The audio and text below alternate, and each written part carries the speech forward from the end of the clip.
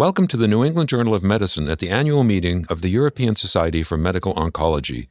I'm Stephen Morrissey, managing editor, and I'm talking with Eric Rubin, editor-in-chief, and Oladapo Yeku, associate editor of NEJM Evidence. We're looking at the Checkmate 067 study, final 10-year outcomes with Nivolumab plus Ipilimumab in advanced melanoma. Yeku, the use of immunotherapies has really revolutionized the treatment of melanoma. What's important about looking at late outcomes? So, Steve, reporting on late outcomes, in particular overall survival and toxicity, allows us to gauge the disease or course-modifying benefits of a particular treatment.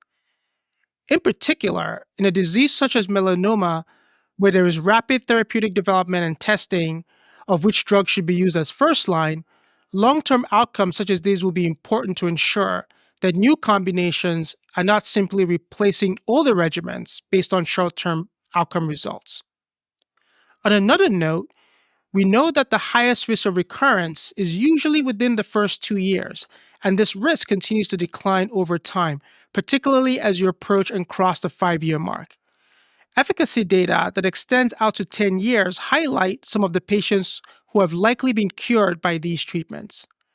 And of course, finally, long-term toxicity outcomes are very important, particularly in cancers that affect younger populations. So, Eric, what were the late outcome results of this study? Steve, the original study included almost 950 patients who were randomized either to receive a combination of Nivolumab plus Ipilimumab or either one alone. Treatment continued until disease progression, withdrawal, or unacceptable adverse events. This study reports the overall and melanoma-specific survival at a minimum of 10 years. At this last time point, the median overall survival was almost 72 months in the combined arm, 37 months with Nivolumab alone, and 20 months with Ipilimumab alone. In the combined arm, most deaths were due to melanoma. The vast majority of patients who were progression-free at 3 years did not die of melanoma during the follow-up period. Yeku, given the emergence of other immune checkpoint inhibitor combinations and adoptive cell therapy for the management of recurrent metastatic melanoma, is it surprising that the 10-year survival outcome held up here?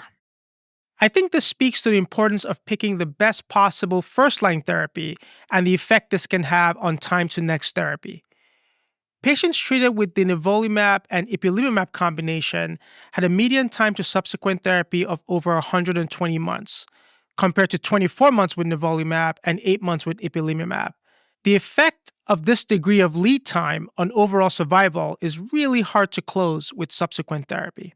Yeku, one of the interesting things about this study is the use of combined immunotherapy using different checkpoint inhibitors. Do you think that this approach will be extended to the treatment of other tumors? Eric, the approach of combining different immune checkpoint inhibitors will likely yield different results depending on the type of solid tumor. There is a point of diminishing returns when these immune checkpoint inhibitors are combined, and there are differences across solid tumors, such as the abundance of tumor-associated antigens and a hostile tumor microenvironment that could diminish the efficacy of this class of agents as a whole. Thank you, Yeku. Thank you, Eric. The report of this study is now available at nejm.org.